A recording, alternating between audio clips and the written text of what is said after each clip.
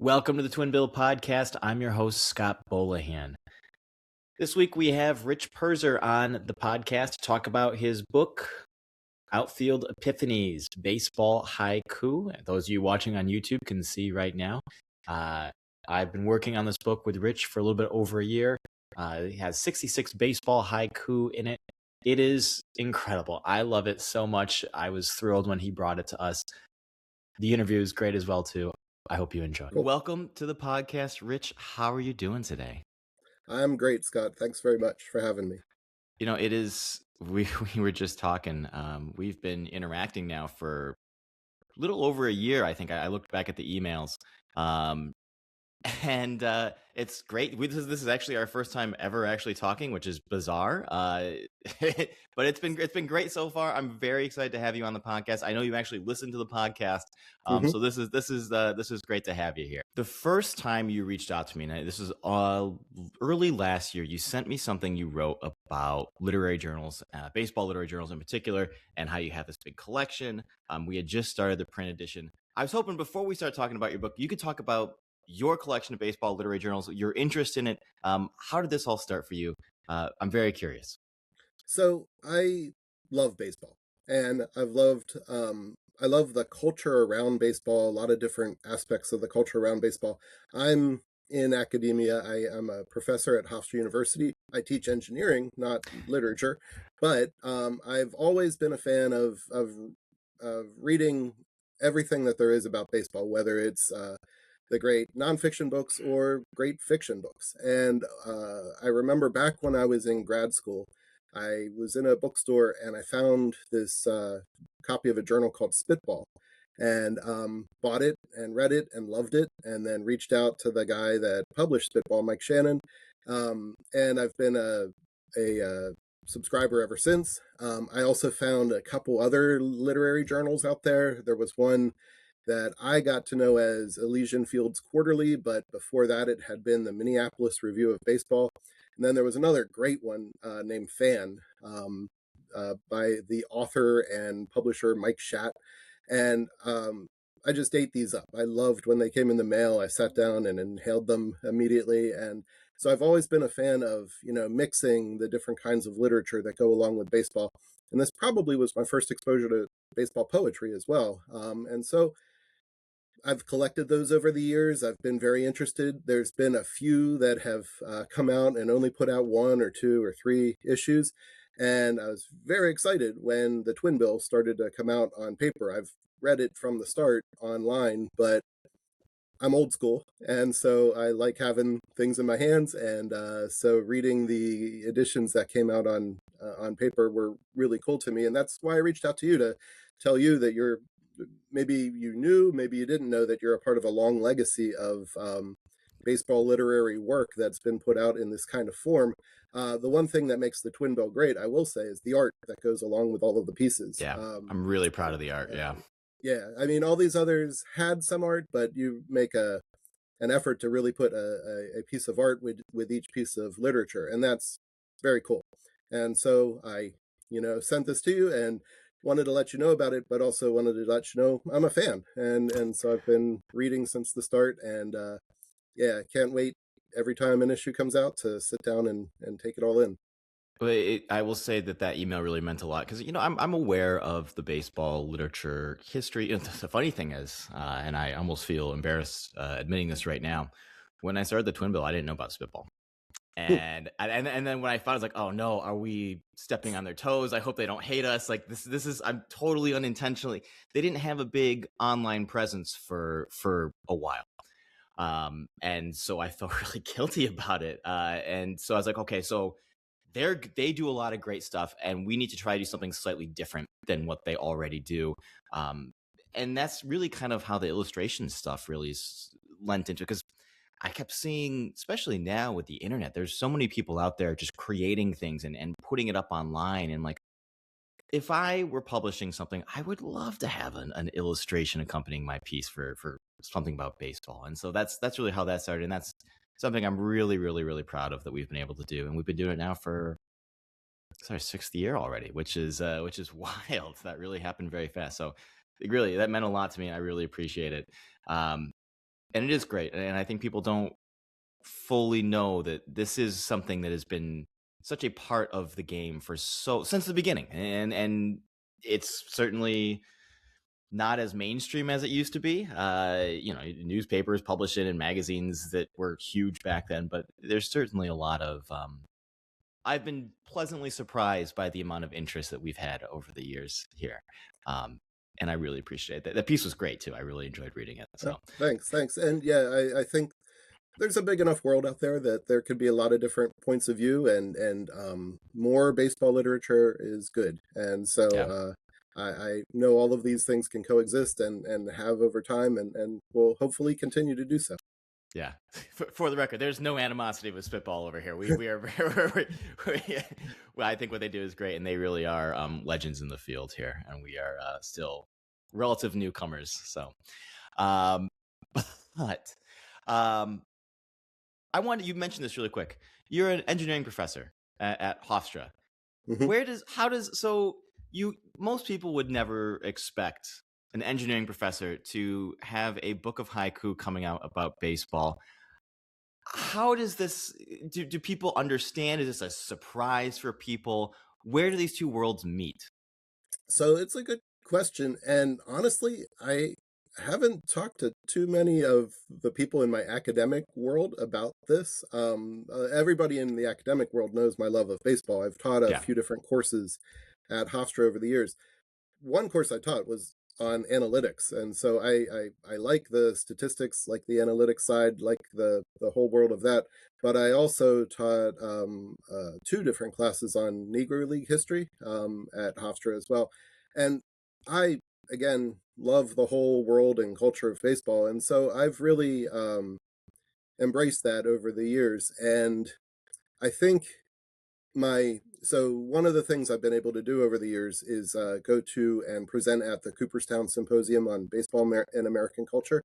I've been going there every year. They've had it in person since 2000, and I've Wow. presented almost every year there. And some of the things I've done over the years has been slightly related to baseball. I've done some things on managerial approaches, and many years ago, I wrote a paper on the Cubs College of Coaches from the early 1960s, and that had some relationship with industrial engineering, my field. But at the same time, I've also written about the baseball writings of Michael Chabon, and did the paper on baseball literature, literary journals, and I just really love that conference, that symposium, because it opens the doors to really anything related to baseball culture. And so that has really helped me over the years to sort of expand my interests in different areas of baseball, be able to write about those things, present about those things. I'm at the point now where my oldest son, Casey, has presented with me there. He's Oh a wow. PhD student at Boston College. He's in American politics, and so he's presented the last couple of years as well on baseball and politics. And so it's been a lot of fun. Um, and yeah, as an outlet, that really has helped me grow and uh, dig into my interests in different areas. That's really cool. Maybe I should try to make my way up there this year. That sounds like a really great time. Wow. It's an amazing event. It is an academic event, but it's a very friendly and passionate academic event, which is different than some. But it's really, yeah. I look forward to it every year. It's just a great event that they put on and that they run, and it's been going on for decades, and hope again it's something that will continue on. Yeah. Uh, so slightly switching gears here. Outfield Epiphanies. This is something now close to both of us.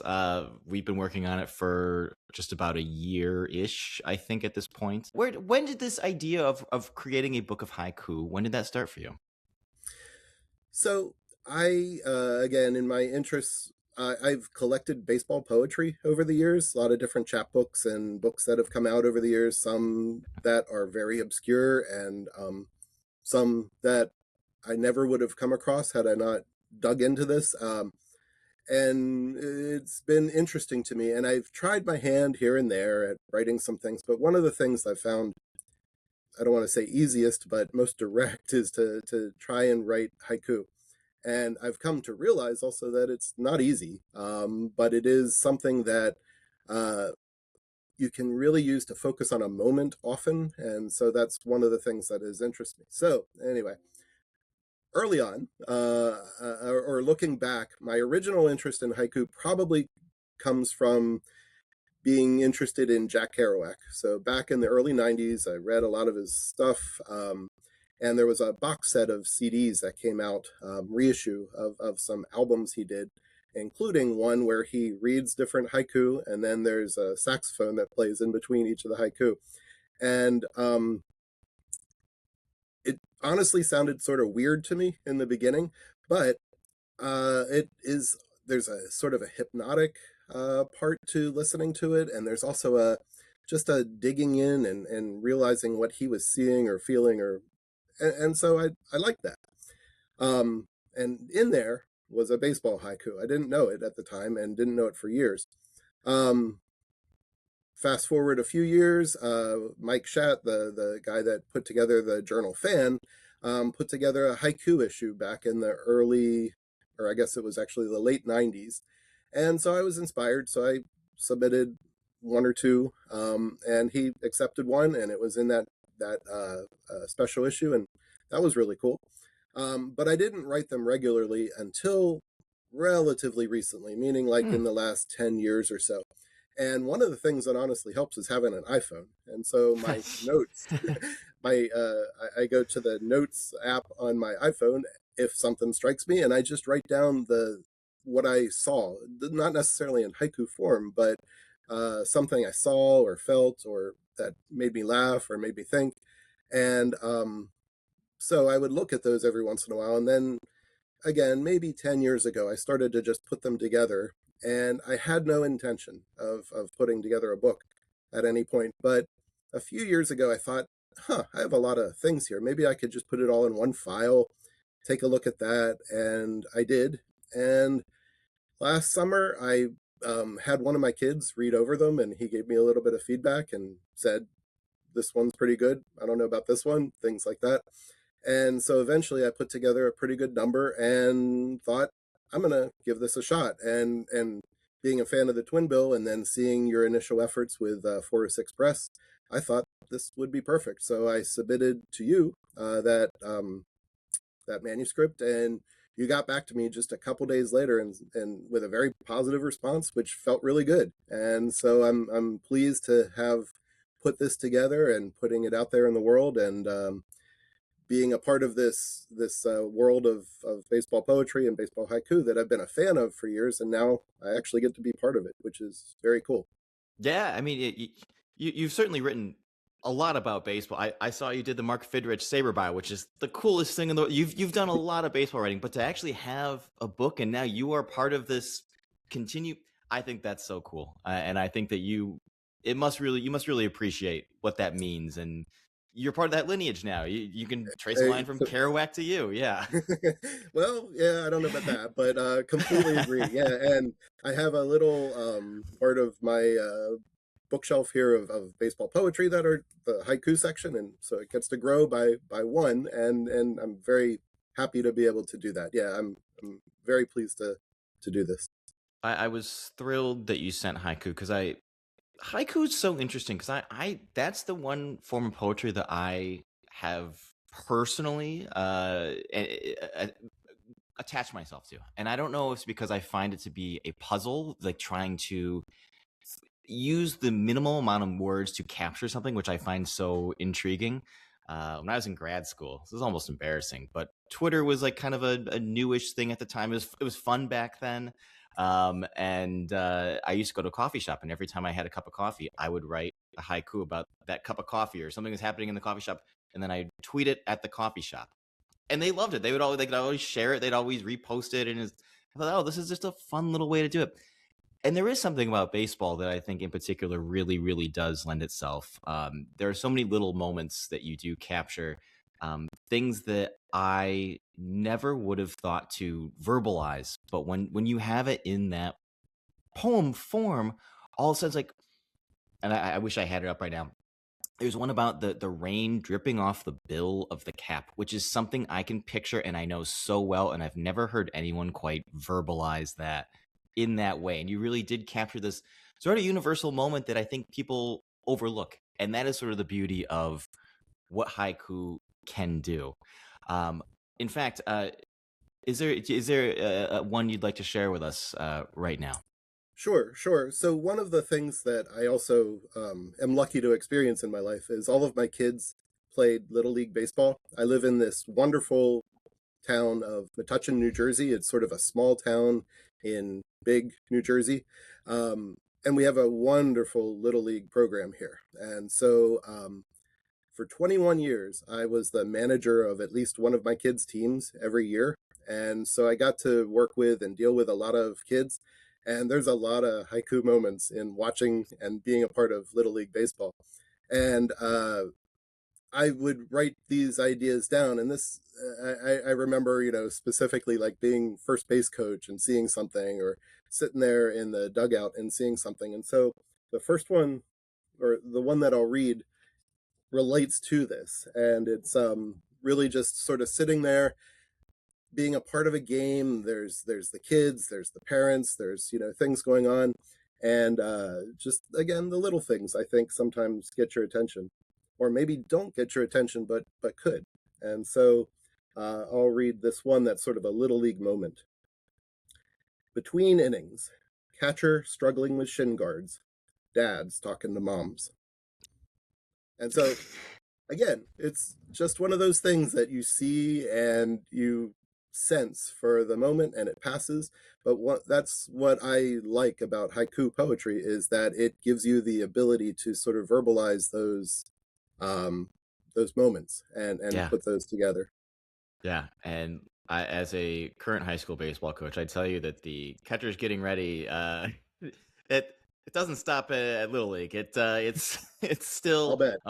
waiting on the catcher. The strap's not working. The helmet's not quite. Still to this day. Um, I wanted to ask you about the title, Outfield Epiphanies. It's a fantastic title. I immediately gravitated toward it when you threw it out there. Um, what went into the title for you? What was your thought process there? So I didn't come up with the title until after you had said this is a good set of things, and I was sitting there thinking of some different ideas, and I was talking to my wife about some ideas, and ran a couple things past her. I can't remember any of the others, because once I hit this one, I thought, okay, this is it. And it relates, of course, to baseball. You got the outfield, and then epiphanies are sort of, again, haiku moments. It's sort of just a sense or an idea coming to you, letting you know something. And so I thought, wow, these words sort of sound great together. It's a nice brief title. It sort of flows with haiku as a whole. And yeah, it felt right whenever Yeah. came up with the ideas. I love words. And so even words that are unrelated to baseball, every once in a while I try to relate to baseball, and I think that's where I came from with that as well. One of the other cool things that you were able to do is I love different baseball sites, and so Forbes Field in Pittsburgh is no longer there. However, the part of the wall is still there. I went to the University of Pittsburgh, and I didn't visit the wall regularly when I was there. I have a son who is now a student at Pitt, and I go more regularly to see the wall now whenever we go visit him. Home plate is also there as well, inside of one of the academic buildings. I used to actually touch home plate on my way to math class when I was a second year student there. But uh, I love the idea then of taking the title Outfield Epiphanies and then putting the outfield wall of Forbes Yeah. Field on the cover of this. And Andy Latimer did a wonderful job of taking an image and making art. And so I love the cover of this of the book, because it really brings a lot of these ideas together. Yeah, and I think that people in the know will certainly recognize that it's an iconic site, and there's a lot built into that site and its history and its continued presence today.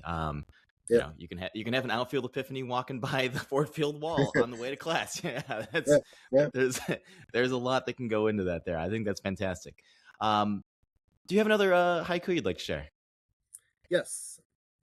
So one of the great books of baseball haiku is a collection that was put together that ties together American authors with Japanese authors. And I, I love that book when it came out. It really made a mark on me. Um, One of the things that I realized then was just that connection between Japanese baseball and American baseball, not even professional Japanese baseball, but just all levels of Japanese baseball. Now, that's not related but unrelated to the fact that Ichiro was one of my favorite players whenever he was playing. And Ichiro would have been a wonderful player in the dead ball era, and Ichiro was a wonderful player today. And one of the things that I think, for many reasons, he inspired some haiku. And so one of the haiku that I wrote related to Ichiro is this: Ichiro triples, pops up, dusts off stardust from his hands. And That's so great. again, he hit a lot of triples, and he had such grace, and I wanted to sort of not just make it seem as though he was mortal. And Yeah. so the dusting off of stardust from his hands is something that just, I think, shows how elevated, at least in my mind, he was as a player. Yeah. There really is something about Ichiro, and I think you hit on it with that grace that really lends him to poetry and you think about these big mashers today, and like they're just not as poetic, I guess, as this smooth, graceful guy with an incredible arm who looks like he was born to play the game. And honestly, I feel like you still see him every now and then, like putting the Yeah. uniform on, like he belongs in that uniform, and there really is something that is very special about him. And I think you have maybe 4 Ichiro poems in here. Yeah. 4 out of the 66. Yeah. Which is fantastic. And I'm glad that you did immortalize him now in poetry here. Um, do you have maybe one more you want to share? Sure. Um, I'm gonna do two more, and then Two we is could pick. two is fantastic. Okay. Yeah. So one is again related to Little League. One of the wonderful things of Little League is you are there from the start before the game, putting the field together, all the way to the end of the game, and after raking up the field. And so one of the things that I actually enjoyed, and there was almost a Zen-like quality to lining the field. And so you would need to get there early. You'd have to get out the lining device. I don't even know if it has a name. You'd I have don't know if to it fill it does. up with lime, put the lines down, put the batters boxes down, and so um, at the same time, there's things that go along with that. So one is lining the field, precise boxes and angles gone before the game. And that's because when you have those kids out there and maybe you do a little bit of batting or maybe a little bit of warming up there around home plate, inevitably No, it's no. pretty well scratched out by the time you get going. But that's okay because it was there and it was beautiful and everybody came and saw that, and then we played, and life is playing, and so very glad to have that happening. So when you're writing a haiku like this, generally, are you have your phone with you and you just kind of jot down? Do you find yourself writing almost the whole thing at once, or do you just like, oh, this one, I like this one little bit, and then you kind of fill it out later? What is your process like? So what I found is I write them too long, and so I put in not just too many words, but too much when I'm first writing everything down. And sometimes actually, this could one idea can turn into two different haiku. But I usually have too many words, and then what I do is I try and pare it down, leave it alone for a while, and then come back and see if there's even more that I can pare down. I think in a relative sense, some of mine are a little long, and but I think that's okay. And Yep. I've talked to people about this over a couple years, and they've said, you know, your style is your style, and at the same time, as long as you are getting towards the idea of what haiku is all about, getting this moment or this concept or this idea just encapsulated in these couple words, then you're good. And so that's really what I've done, is I've tried to take what I see or that moment or something and jot it down and then come back to it later. I will tell you, there've been couple instances where I've been laying in bed and trying to fall asleep, and then I realize the right line or the perfect line, and I'll get up and go jot that down so I don't forget it, and then come back to it, and yeah, it turns into the haiku. That's great. That's great. Uh, you have one more, you said. Sure. Um, I'm gonna go with one that I one of the things that also happens is sometimes you hear people say things, or you hear things that you can paraphrase. And I don't recall exactly where I heard this, but I know it had something to do with a Negro League player. It was either something I read or possibly something I heard a former player, but it boils down to this: it was all okay. At day's end, there was baseball. And that's, again, really how I like to think of baseball. Baseball is such a positive thing that we have in our world, and it's fun for kids to play. It's fun to watch the greatest players on earth play on TV. It's fun to read about. It's fun to be a part of, and so it's something that I've really been happy to have as a big part of my life over the years. And I think because I try and make it happy and fun, it's something my kids and my wife are happy to indulge me in as well, and go to games or be a part of this as well. So it's something that's been a lot of fun. Well, Rich, thank you so much. This was fantastic. I enjoyed every second of this.